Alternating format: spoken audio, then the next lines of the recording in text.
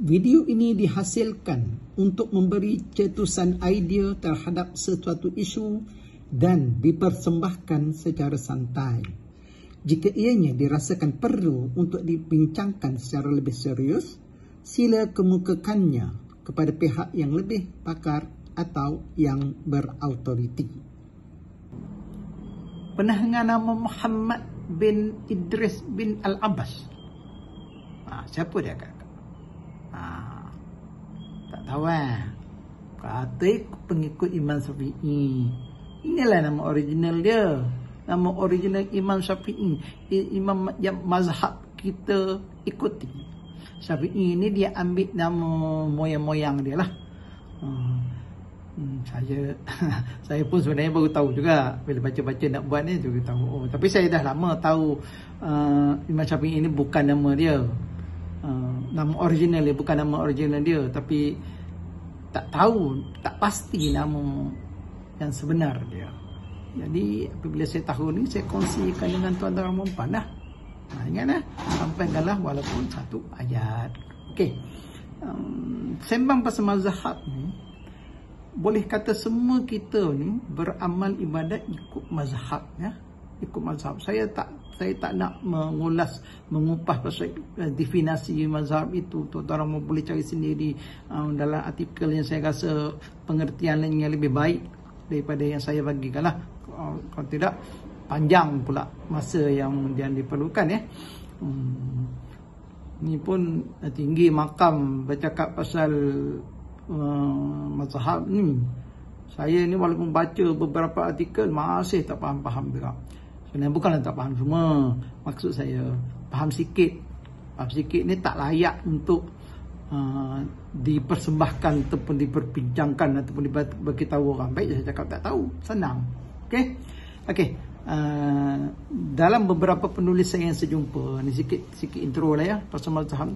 Dalam beberapa penulis saya yang saya jumpa, kata penulisnya terdapat 13 mazhab besar. 13 mazhab besar di dunia ini ya. Nama yang popular empatlah. Hanafi, Maliki, Syafi'i dan Hambali. Okey. Juga pengetahuan umum ya. Nanti saya baca data dia. Mazhab Hanafi digunakan oleh umat Islam di Pakistan, India, China, Turki dan sekitarnya. Mazhab Maliki digunakan oleh umat Islam di Afrika Utara, khususnya Libya, Tunisia, Algeria, Morocco, Spain, Spanyol. Sedangkan mazhab Syafi'i digunakan di Indonesia, kita lah, Malaysia, Brunei, Thailand dan persekitaran yang dekat-dekat itulah. Dan kemudian satu lagi mazhab Hambali paling banyak digunakan umat Islam di Arab Saudi dan ia menjadi mazhab rasmi. Mazhab rasmi Arab Saudi adalah mazhab Hambali. Okey. Pasal mazhab ini ya, ada dua kejadian yang menarik minat saya untuk saya sembangkan di sinilah, jadikan topik. Satunya, saya pernah sembang-sembang dengan seorang wanita yang dia suami dia tu bukan berasal. Masa saya sembangkan itu dia baru, saya ingat tak sampai setahun lagi dia kahwin lah, saya rasa. Saya kalau setahun pun lebih sikit lah. Suami dia berasal daripada negara lain. Negara lain tu Asia juga. Cuma bukan Asia Tenggara. Bukan Asia Tenggara ya. Mula-mula tu sembang pasal perniagaan suami dia lah. Sebab suami dia ahli perniagaan. Lepas tu saya tanya dia pasal cara solat suami dia. Saya tanya secara santai lah, tak ada bekerja sangat nak tanya. Dia kata pelik pula sambil buat lawak, tanya-tanya gitu lah kan. Tapi dia jawab. Saya tanya, kalau subuh macam mana? Suami baca kunut tak? Dia kata tak. Habis kalau you jadi makmum macam mana? Kata kalau masa saya jadi makmum saya baca kunut lah. Suami saya tunggu habis baru kata ikut benda lain lah. Kata, boleh pula macam tu Kebetulan beberapa hari sebelum tu saya dengar seorang ustaz cakap, dia kata kalau kita ikut imam solat berjemaah, ikut imam. Imam tunduk, kita tunduk. Imam rokok, kita tunduk. Rokok macam itulah. Imam sujud lama, kita sujud lama. Imam sujud sekejap, kita sujud sekejap. Tak payah buat lama-lama. Yang sunat buat lama tu, kita solat balik rumah solat seorang. Maksudnya kalau imam tak kunut, kita tak kunut jugalah. Gitu kitanya. Jadi saya pesan kepada dia. Saya tak tahulah lepas dia ikut ketidakpesanan saya tu, sebab segan lah pula saya nak tanya selepas itu. Okey.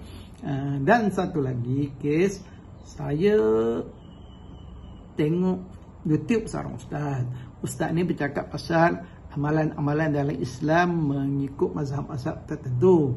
Ustaz tu kata, kalau kita tengok orang buat ibadat macam tak sama dengan kita buat, jangan cepat-cepat tegur. Berarti dululah ya, ambil masa dulu. Mungkin amalan dia tu betul, tapi amalan yang betul bukan amalan yang dia tu bukan mazhab sama kita. Sama yang kita lakukan. Lebih kurang itulah. Saya pun lupa topik apa. Cuma bila saya seronok dengar ustaz tu bercakap dalam YouTube ni, saya kata-kata tangan lah, balas terima kasih ustaz cakap gini-gini pengetahuan. Lepas tu pula ada seorang mamat ni, Mamat ke Mami tak tahulah, dengan nama samaran, bagi respon kepada komen saya marah-marah. Dia kata ini Nusantara yang menggunakan mazhab Syafi'i. Maksudnya dia condemn ustaz tu buat konten, dan juga dia condemn komen saya lah. Dia kata salah gunakan amalan yang bukan lazimnya digunakan di persekitaran kita ni. Mesti guna Imam Syafi'i. This is soalan dia kata this is Nusantara lah. Lepas tu dia condemn saya. Tak apalah, saya tak jawab. Kalau jawab panjang pula ceritanya. Saya pun berpengetahuan dalam sangat. Bukan ustaz, baru nak start. Dalam internet ni kita banyak bersabarlah. Jangan cepat koyak. Okey. Lepas itu nak cerita, tahun lepas saya berpeluang menghadirkan diri di upacara perkampungan sunnah di Kangar, Perlis. Perlis tak tahu pun dia buat perkampungan. Dia dinamakan perkampungan sunnah. Anjuran Jabatan Mufti Perlis yang saya hadir tu yang keempat, tapi first time bagi saya lah.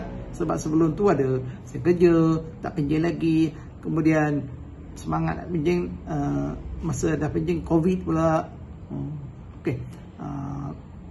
Masa dia ada banyak forum, dan salah satu forum itu membincangkan pasal dukung mazhab kita ni lah.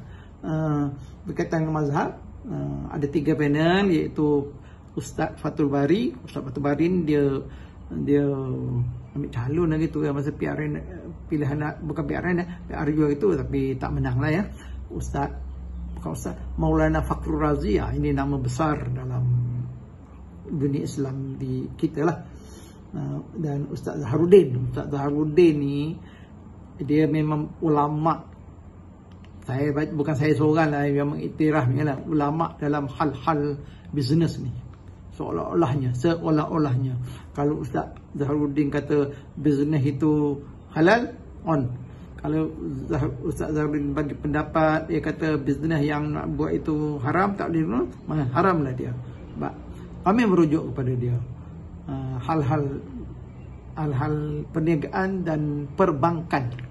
Carilah nama, insyaAllah akan berjumpa.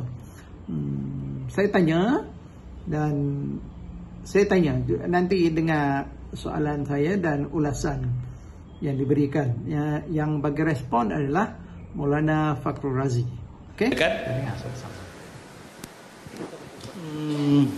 Assalamualaikum. Bagaimana dikatakan hanya mazhab Syafi'i sahaja yang begitu sesuai di Nusantara ini, yang lain jangan masuk campur. Okey, saya pernah dengar statement itu sajalah. Baik, nama tuan? Azam. Tuan Azam, nak tuju soalan tu pada siapa? Saya rasa Maulana boleh ya? Maulana kot. Boleh. Cuma Maulana tentang hujah mengatakan Imam Syafi'i sahaja, mazhab Syafi'i sahaja yang sesuai di seluruh Nusantara. Silakan Maulana. Terima kasih moderator dan sahabat yang bertanya. Jadi bila kita nak kata yang terbaik, boy terbaik. Maulana tengok bobo Tengok mengantuk belakang. Jadi macam fadilat lah. Terbaik macam fadilat. Fadilat ni mesti dia ada nafs. Fadilat benda yang gaib. Fadilat puasa, fadilat duha, witir, fadilat baca Quran, dia mesti ada nafs. Daripada nafs Quran dan hadis tidak menunjukkan mana-mana mazhab yang terbaik. Yang terbaik adalah inna akramakum indallahi atqakum. Sesungguhnya orang yang paling mulia di sisi Allah orang yang paling takwa.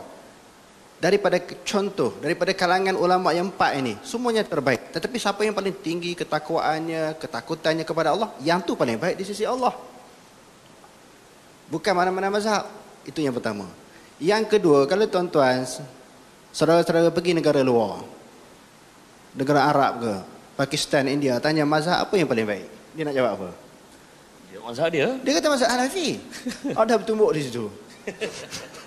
Dan saya nyari-nyari nak bertumbuk dengan orang Afghanistan, pelajar Afghanistan, dia kata dia paling baik. Mazhab Syafi'i ni bawah tapak kaki aku je, dia kata. Masa tu saya dah belajar dah tentang khilaf mazhab apa semua ni. Dan aku jejak mazhab kamu ni bawah tapak kaki aku. Saya tarik ini, kita pun fanatik juga dulu mazhab Syafi'i. Saya nak belasah dia. Saya kata bila fikir bila astagfirullahalazim, kata bodohnya aku ni. Sedangkan yang mulia di sisi, dia mulia seseorang itu di sisi Allah adalah ketakwaan. Jadi tidak ada dalil juga yang ketiga.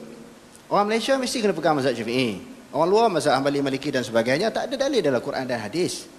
Cuma secara kebetulan pendakwah yang mula-mula datang negara kita, dia bermazhab Syafi'i. Lalu dia sebarkan Islam berdasarkan mazhab Syafi'i. Kalau negara-negara lain pun sama. Dan yang keempat, bila kita mati besok, adakah ditanya soalan, kamu mazhab apa atas dunia dulu? Tak ada kan? Mazhabuk. Ma mazhabuka? Tak ada. Jadi sebenarnya, kembali kepada soalan yang dikemukakan tadi, mazhab ke, tak bermazhab ke, yang mulia di sisi Allah adalah ketakwaan, dan mazhab-mazhab itu adalah laluan, jalan nak beramal, nak berpegang kepada Quran dan hadis. Jadi kita tak boleh pandai-pandai, campai sendiri, faham sendiri, sebagaimana ada golongan mendakwa pandai sendiri, buat mazhab sendiri, tak ikut mazhab, tak. Kita beramal tak lari daripada mazhab yang 4. Dan mazhab yang 4 ni semua membawa kita kepada Quran dan hadis. Cuma mereka berbeza di dalam masalah farak, dalam perkara-perkara zon, bukan perkara qat'i. Wallahu a'lam. Boleh dengarkan ulasan dari pakar, bukan dari saya yang tak boleh pakai ni. Orang lantar kata tak pakar. Tapi apa tujuan saya upkan persoalan ini? Tujuan saya adalah untuk kita kembangkan pemikiran berkenaan dengan amalan-amalan dalam Islam. Janganlah jumuk. Jangan cepat jatuh hukum haram pada satu-satu perkara yang kemungkinan mazhab kita mungkin kata tak boleh lah. Tapi yang mazhab kita sendiri pun ada pendapat juga. Dan dibolehkan, yang mungkin dibolehkan oleh mazhab yang lain yang juga ahli sunnah wal jamaah. Kan empat imam ni, imam yang saya sebut tadi, semua dia dikumpulkan satu, dipanggil ahli sunnah wal jamaah. Islam ini untuk satu dunia ya. Kemungkinan ya kita akan berjumpa dengan hal-hal lain lah. Dia bukan untuk Nusantara saja. Kita pergi Mekah pun bukan kita solat subuh berjemaah depan Kaabah pun, bukan kita baca kunut pun. Jangan cepat jatuh hukum. Okey. Yang dah tahu, anggaplah ini satu pengukuhan. Yang tak tahu, anggaplah ini sebagai satu pengetahuan baru yang boleh membawa kepada idea-idea persoalan yang seterusnya. Ada sesuatu yang menarik perhatian anda? Sila like dan share untuk dikongsikan kepada orang lain supaya mendapat cetusan idea yang sama. Terima kasih.